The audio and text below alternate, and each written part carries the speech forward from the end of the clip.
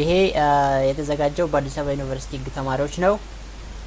የዛሬው ኮርስ ሂስትሪ ነው የምናየው ማለት ነው። ከዚህ በፊት አፕሎድ አድርገናል ፓርት 1 ኢንትሮዳክቶሪ ፓርቱን የሂስትሪ ኢንትሮዳክሽን ፓርት ዩኒት 1 ላይ ያለውን ማለት ነው። ፍሬሽማን ኮርስ ሂስትሪ ነው ይሄ በዩኒቨርሲቲ ደረጃ የሚሰጥ። ዛሬ የምናየው 1.3 ሂስቶሪዮግራፊ ኦፍ ኢትዮጵያ እንደ ዘ ሆርን ነው። ይሄኛውን ቶፒክ ነው የምናየው።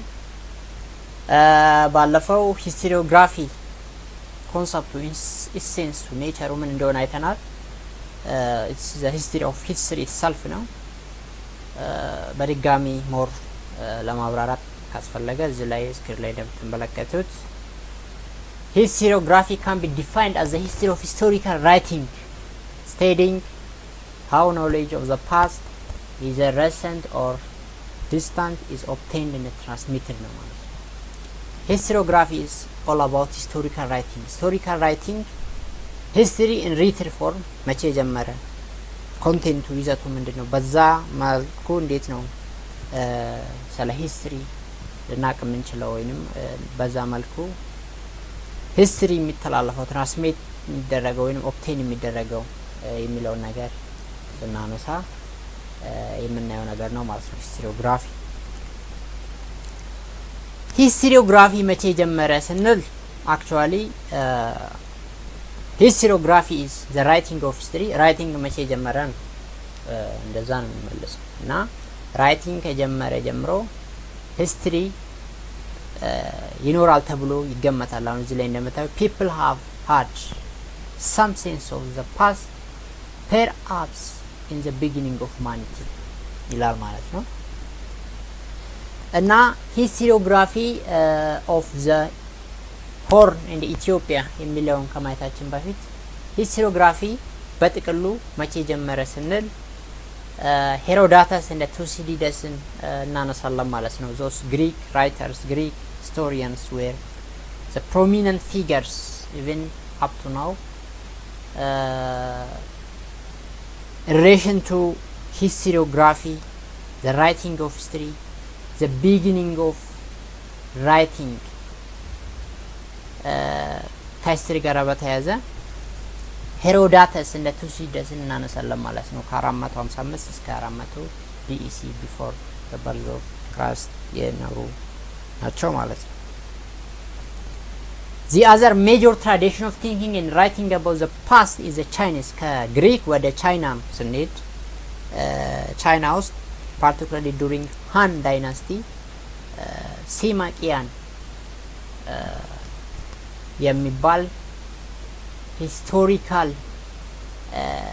ራይቲንግ በሂስቶሪካል ራይቲንግ የታወቀ ሰው እናገኛለን ማለት ነው። ሲማቂያን ማለት ነው። ይሄ እንግዲህ አጠቃላይ ሂስቶሪካል ራይቲንግ ወይንም ደግሞ ሂስቶሪዮግራፊ መቼ ጀመረ ስንል የምናነሳው ነው ማለት ነው። ከዚህ ጋር ተያይዞ ሂስቶሪዮግራፊ ኢን ሞደርን ፎርም ሼፕ የተደረገው during the first century, during the 19th century, first in Europe and secondly in US ነው ማለት ነው። በተለይም ደግሞ አውሮፓ ውስጥ ለመጀመሪያ ጊዜ ሂስትሪ ኢንዲፔንደንት አካዳሚክ ዲሲፕሊን ተደርጎ መሰጠት ጀመረ ማለት ነው። በተለያየ የትምህርት ተቋም ደረጃ በዩኒቨርሲቲ ሊሆን ይችላል፣ በሃይ ስኩል ወይንም ደግሞ በተለያየ የትምህርት ቤት ሲስተም ማለት ነው። ከዛን ዩኤስ ውስጥ ነው ዲቨሎፕ የሆነው። አውሮፓ ውስጥ ለመጀመሪያ ጊዜ the German historian Leopold von Ranke and his colleagues established history as an independent discipline in Berlin with its own set of methods and the concepts by which historians collect evidence of past events, evaluate that evidence and present a meaningful discussion of the subject ማለት ነው።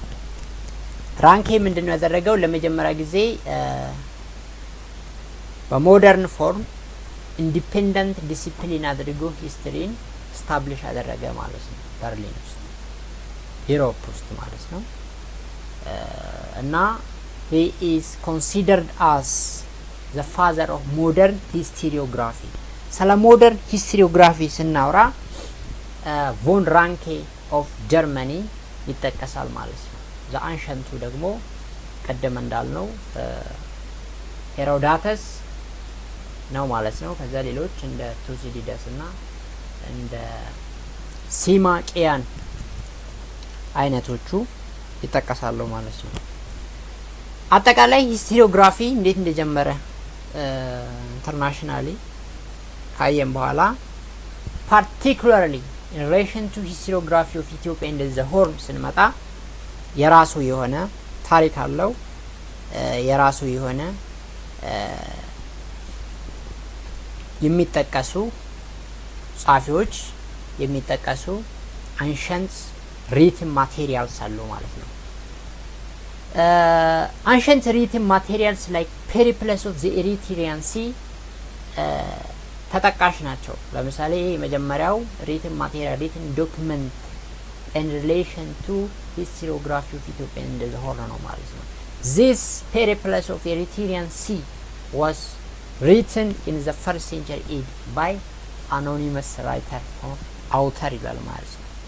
እዚህ ስክሪን ላይ እንደምታዩት ጻፊው አይታወቅ anonymous ነው unknown person and written in the 1st century AD ነው። ሁለተኛ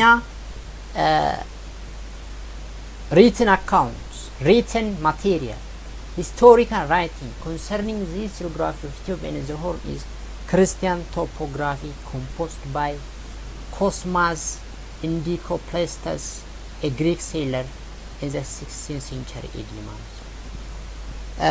ክርስቲያን ቶፖግራፊ ያው እዚህ ላይ እንደምታዩት ራይተሩ ይታወቃል። ኮስማስ ኢንዲኮፕሌስተስ ነው። የግሪክ ሳይለር ነው። በ6th century ነው የጻፈው። ኮንቴንቱ የሚዳስሰው ሀሳብ ይዘቱ ስለ አክሱማይት ኪንግ እና ስለ ትሬዱ በተለይም ደግሞ የትሬድ ሪሌሽኑ በሬድ ሲ አካባቢ የነበረው የአክሱምን ኢንጌጅመንት የአክሱምን እንቅስቃሴ የአክሱምን ኢኮኖሚ በተመለከተ ነው ማለት ነው።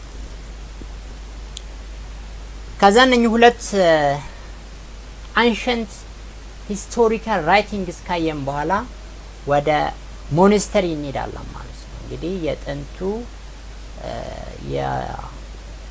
የኢትዮጵያና የሆርን ታሪክ ሲፈለግ እንደ መረጃነት የሚቀርቡት አባ ገሪማ ሞኔስተሪ አንድ ነው።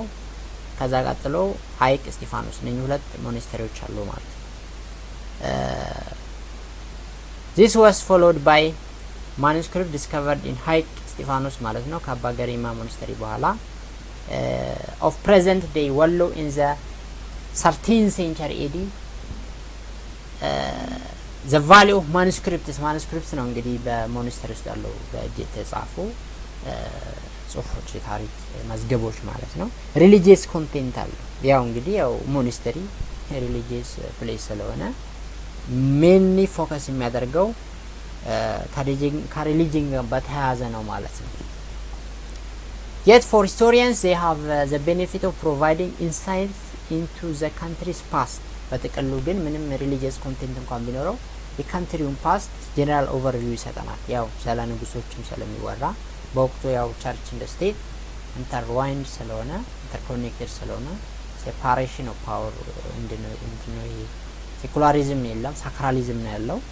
ስለዚህ የተወሰነ it provides insights into the country's past. For example, the manuscript cited above contains a list of medieval kings and their history in brief ማለት ነው።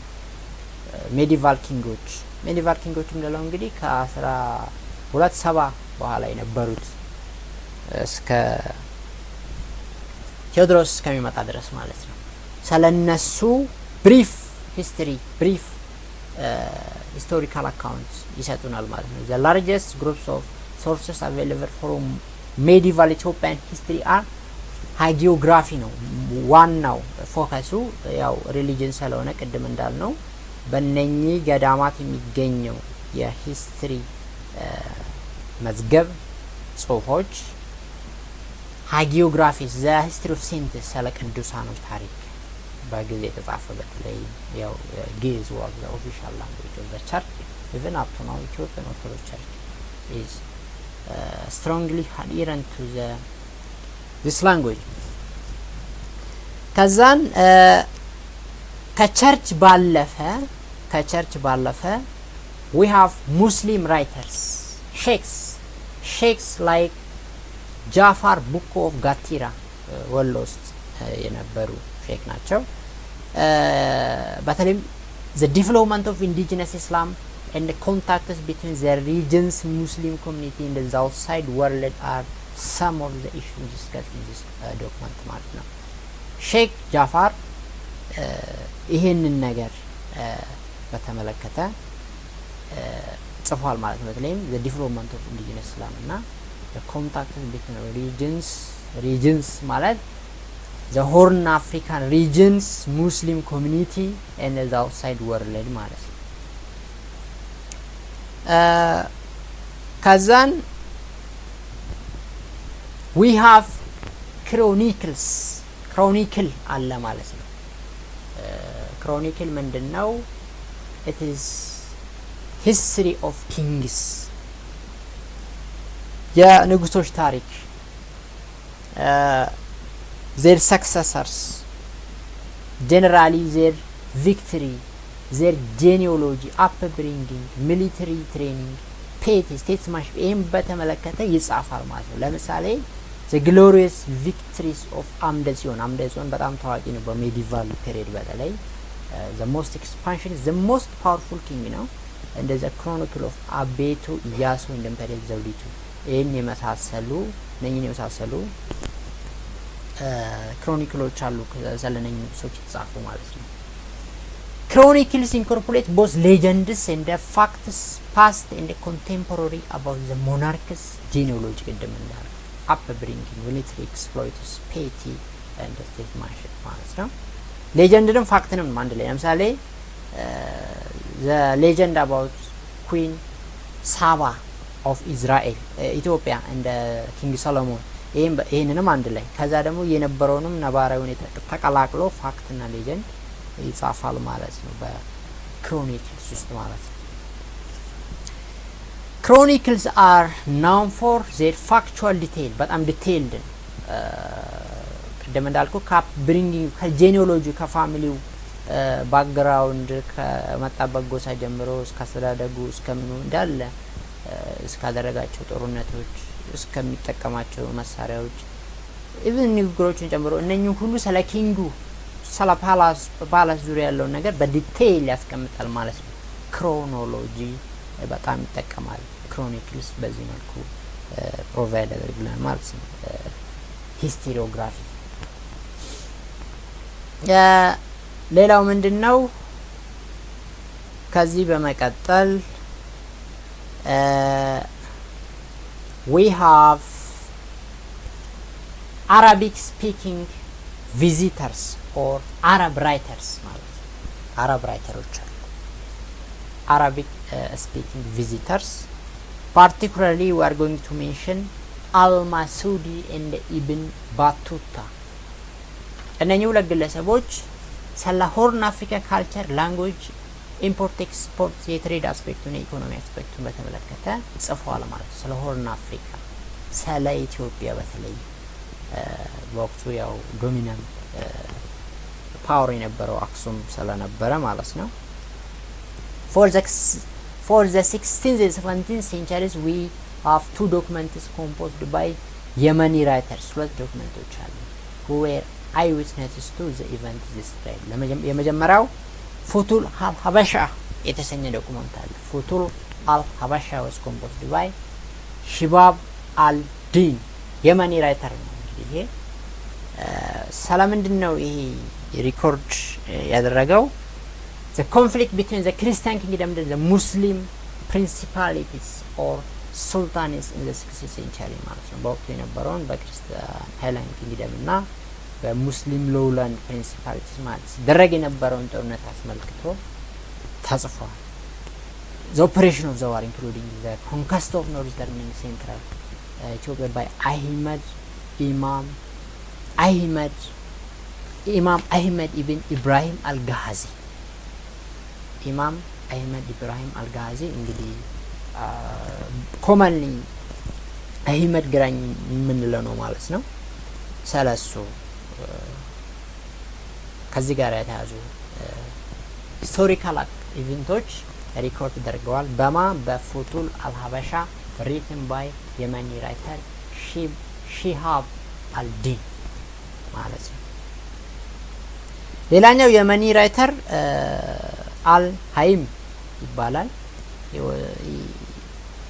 who led የመኒ ዴሌጌሽን in 1647 to the court of ፋሲለደስ ማለት ነው። ፋሲለደስ ኮርት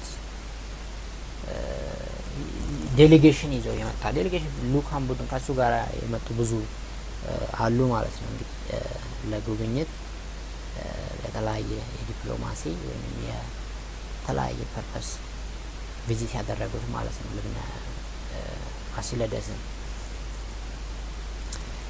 ሌላ ምንድነው አባ ባርሄስ ግዕዝ አለ። አባ ባርሄ በግዕዝ የጻፈው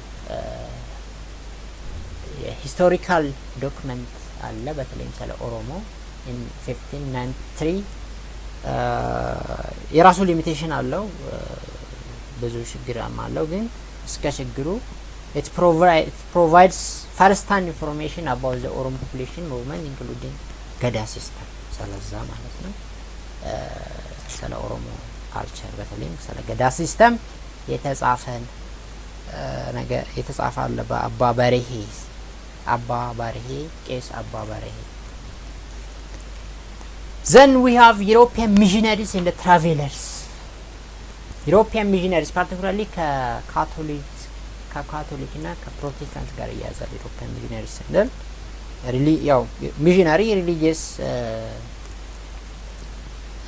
አክቲቪቲ ነው እና ፓርቲኩላርሊ ከካቶሊክ እና ከፕሮቴስታንት ከሪሊጂን ጋር በተያያዘ ማለት ነው። for example we have the priester John of the Indies composed by a Portuguese priest Francisco Alvarez who accompanied the Portuguese mission to the court of ልብነ ድንግል in 1520 ማለት ነው። ከእንትን አንጻር ከትራቬለሮች በኩል we have James Bruce a traveler who discovered the source of the Nile ማለት ነው ብሉ ናይል እነኛሉ። ከዛ የሞደርን ሂስቶሪዮግራፊ ኦፍ ኢትዮጵያ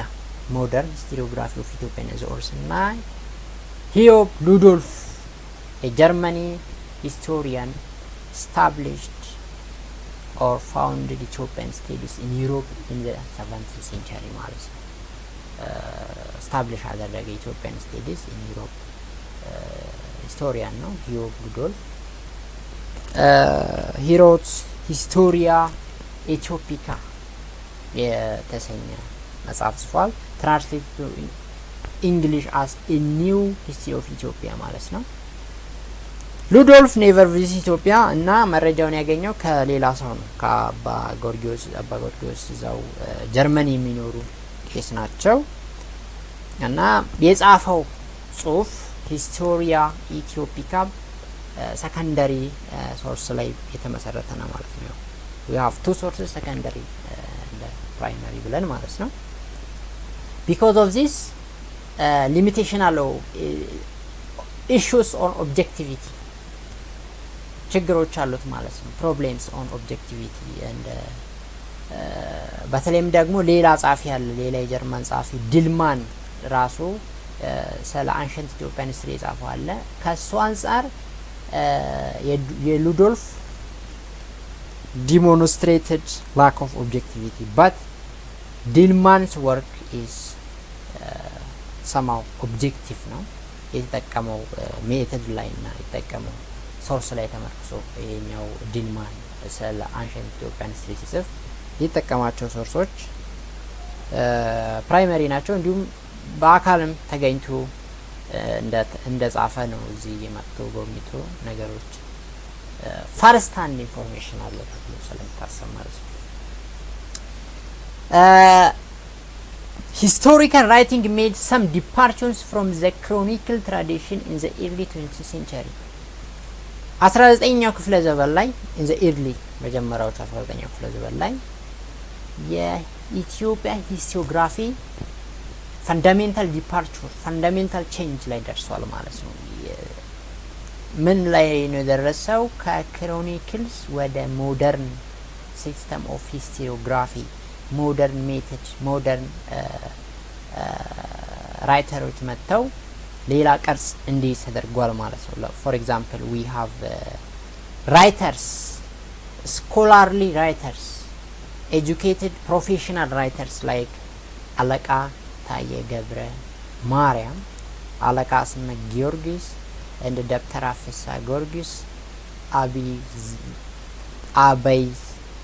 አበይዝጊ ይሄኛው እንግዲህ የግዕዝ ቃል ስለሆነ ከብዳል ላተር ነጋደራስ like አፈወርቅ ገብረ ኢየሱስ እንደ ገብረ ህይወት ባይከዳኝ እነኚህን የመሳሰሉ ራይተሮች አሉ ማለት ነው። እነኚህ ራይተሮች ሞደርን ናቸው። የነሱ ወርክ ከክሮኒክለርስ አንፃር ሲታይ ኦብጀክቲቭ ነው። ሞደርን ዌይ ኦፍ ራይቲንግ ሞደርን ዌይ ኦፍ አናላይዚንግ ሶርስስ ሞደርን ሜቶዶሎጂ የሚጠቀም ነው ማለት ነው። ኦብጀክቲቪቲ አለው ተብሎ ታስባል። unlike chroniclers these writers dealt with a range of topics from social scope ብዙ ነው from social justice administrative reform and economic analysis to history ማለት ብዙ ነገር ያካተተ ነው። የበፊቶቹን ስናይ the early historiography of the Horn particularly Ethiopian historiography is by and large confined to religious issue በተለይም ከኪንጎች ጋር በተያያዘ በፓላስ ዙሪያ ነው። it revolves around palace and church ማለት ነው።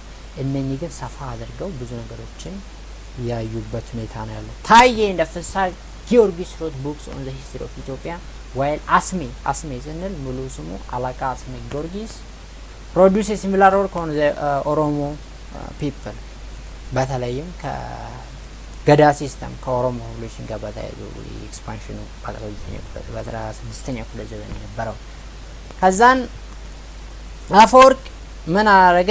he wrote Amharic novel ቶፒያ in Ethiopian history while ገብረ ህይወት ባይከዳኝ as ምኒልክ እና ኢትዮጵያ ኢምፔሪያል ምኒልክ ኢትዮጵያ ከዛ መንግስትና ህዝብ አስተዳደር government and public administration በስሙ ጽፏል ማለት ነው። ሌላው prolific writer የተሰኘው በጣም ታዋቂው in the early 20th century was ብላተን ጌታ ሂሮይ ወልደ ስላሴ ሂሮይ ፐብሊሽ ያደረጋቸው 4 ወርኮች አሉ። ለምሳሌ ኢትዮጵያ እንደ መተማ ኢትዮጵያ ማለት ነው። ዋዜማ ኢፍ የህይወት ታሪክ ባዮግራፊካል ዲክሽነሪ የኢትዮጵያ ታሪክ ሂስትሪ ኦፍ ኢትዮጵያ እነኚህ ጽፏል ማለት ነው። he is very famous writer ብላተን ጌታ ሂሮይ ወልደ ስላሴ። ከዛ in contrast to their predecessors እነኚህ ጻፊዎች ከፕሪዲሴሰርሶቻቸው አንፃር ከቀደምቶቹ ጻፊዎች አንፃር ከነሱ በፊት ከነበሩት አንፃር ስናወዳደር ገብረ ህይወት እንደ ሂሮይ exhibited relative objectivity በጣም የተጠቀሙት ዳታ ሜቶድም ስለሚለይ ከነኛ ኦብጀክቲቪቲ ያለው እንዲሁም ሜቶዶሎጂካል ሶፊስቲኬሽን አሳይቷል ማለት ነው ስራቸው። unfortunately the Italian occupation of Ethiopia interrupted the early experiment in modern history writing ማለት modern historiography of Ethiopia and the whole ኢታሊያኖች ሲመጡ ይሄ ስራው the process the system the work of composing modern history writing has been interrupted or disrupted or halted by Italian invasion ማለት ነው በ1950 ከዛ post liberation after liberation 1941 ማለት ነው we have writers professional writer like ተክለ ጻድቅ መኩሪያ formed a bridge between writers in pre 1935 and Ethiopia professional historians who came after him bridge ፈጠረ ያ disconnect የተደረገውን disrupt የተደረገውን ኢንተራፕት የተደረገውን ነገር አያያዘ ማለት ነው ከሱ በፊት የነበሩትና ከሱ ጋር ያለውን ወደፊት መሄድ ያለበት ነው ተክለ ጻድቅ has published about 8 historical works በጣም ብዙ ነው የጻፈው 8 ተክለ ጻድቅ made better evaluation of his sources than his predecessors ሶርሶችን በደንብ ኢቫሉዌት ያደርጋል ማለት ነው source is important in history because we have said that no source no history in our previous discussion and he used best evaluation method ሌላው another work of importance in this period is ይልማ ኤሬሳ የኢትዮጵያ ታሪክ በ16ኛው ክፍለ ዘመን history of Ethiopia in the 16th century ማለት ነው the book addresses the Oromo population movement and the wars between the Christian kingdom and the Muslim sultanates as it is main objects ማለት ነው የመጽሐፉ ርዕስ ምንድነው የሚለው history of Ethiopia in the 16th century እነኚህ ሁለቱም ኢቨንቶች Oromo population movement እና ዋሮ between the Christian kingdom and the Muslim sultanate intensify ሆነው በዛ ጊዜ ስለሆነ 16ኛ ስለሆነ ሜን ፎከስ አድርጎ ይልማ ዴሬሳ ጽፏል ማለት ነው እዚህ ጋር ይልማ ዴሬሳ ነው የሚለው ዴሬሳ ለማለት ተፈልጎ ነው ማለት ያው የኦሮምኛ ስፔሊንጉ በዛ ነው ተቀመጠው ብላተን ጌታ ማህተሜ ስላሴ ወልደ መስቀል also contributed his share ብላተን ጌታ ማህተሜ ስላሴ ምንድነው ያደረገው ሂሮት ዝክረ ነገር is a comprehensive account of Ethiopia's pre-war land tenure systems and taxation እንግዲህ land tenure system and taxation more ያለው ኖርዘርን ላይ ነው ስለዛ ጽፏል ነገር የተሰኘ ታሪክ ጽሁፍ another work dealing specifically with aspects of land tenure is left to us by ገብረ ወልድ እንግዳወርቅ የተሰኘ አለ ሌላ ደጃዝማች ከበደ ተሰማ he wrote his memoir of the imperial period ኃይለ ሥላሴ ንጉሳዊ ዘመን published as የታሪክ ማስታወሻ in 1962 ማለት ነው ከዛን the 1960 is a landmark a crucial event a crucial decade a crucial time in the development of Ethiopian historiography for it was in this period that history emerged as an academic discipline ማለት ነው ይሄ ወሳኝ ነው በ1960ዎቹ የኢትዮጵያ ሂስቶሪዮግራፊ አሁን የደረሰበት ደረጃ ላይ እንዲደርስ የሆነበት ዘመን ነው ማለት ነው ለውጥ የመጣበት ክሩሻል ታይም ነው it was a landmark then on that time history emerged as an academic discipline ማለት ነው በተለይም ደግሞ በ1963 ትልቅ ሃየር ኤጁኬሽን ኢንስቲትዩሽን ተቋቋሟል ለምሳሌ ኃይለ ሥላሴ ፈርስት ዩኒቨርሲቲ HSIU አሁን አዲስ አበባ ዩኒቨርሲቲ የሚባለው በፊት ኃይለ ሥላሴ ፈርስት ዩኒቨርሲቲ ይሄ ከዚህ ጋር ተያይዞ ሂስትሪ እንደ ዲፔንደንት ራሱን የቻለ ኮርስ ተደርገው አሁን በምንማረው መልኩ በዩኒቨርሲቲ ደረጃ በሃይስኩልም ደረጃ በኤሌመንተሪ ደረጃ መሰጠት ተጀመረ በተለይም BA ከዛን MA ከዛን PhD ላይ እንደምታዩት ስክሪን ላይ ማለት ነው then Ethiopian studies was established IES አሁን አዲስ አበባ ዩኒቨርሲቲ ውስጥ እንደ ሙዚየም ሆኖ የሚያገለግል ነው actually ከሙዚየምነትም ባለፈ ብዙ እንደ ኢንስቲትዩሽን የሚሰራው የታሪክ ስራዎች እስከ ፕሮፌሽናል ሂስትሪዮግራፊ ጋር በተያያዘ ብዙ ስራ ይሰራል ማለት ነው።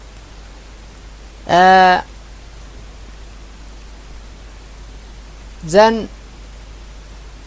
professionalization of history emerged in Ethiopia and even in other parts of the whole, including in other neighboring African states. post colonial phenomena ነው ይሄ። ሌሎች በፖስት ኮሎኒያል ከዲኮሎናይዜሽን በኋላ የአፍሪካ ሀገሮችም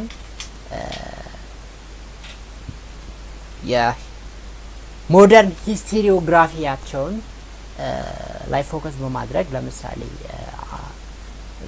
the School of Oriental and African Studies established ከተደረገ so as in London and the Department of History at the University of Wisconsin ማዲሰን የተሰኘ ማለት ነው። በተለይም ደግሞ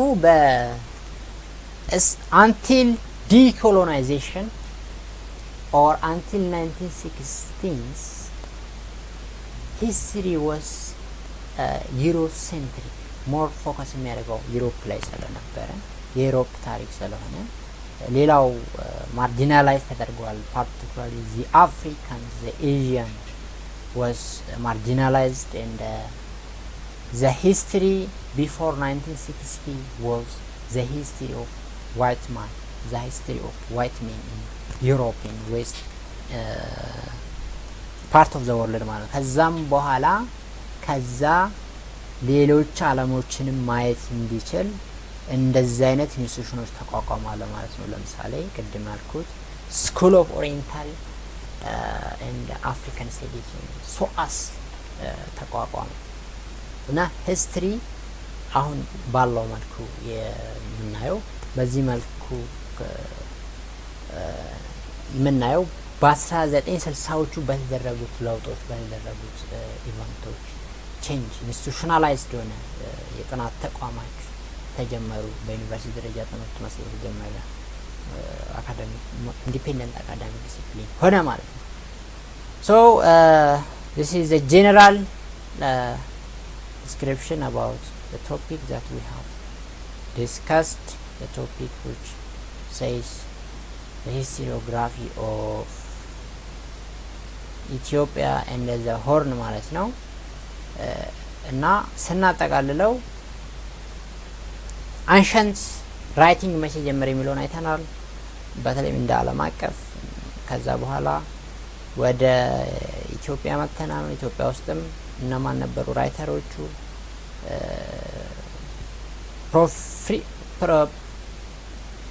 ፕሮፋውንድ ወይንም ደግሞ ፕሮሊፊክ ራይተሮች አንስተን ዶክመንት አንስተን ዲስከስ አድርገናል። ይሄን ይመስላል ማለት ነው። ይሄንን ዩቲዩብ ቻናል ሼር አድርጉ ለጓደኞቻችሁ፣ ሰብስክራይብ አድርጋችሁ ነው እንደው እያዳመጣችሁ እያስባለሁ ስለምትወዱት ሰብስክራይብ አድርጉ። እናመሰግናለን።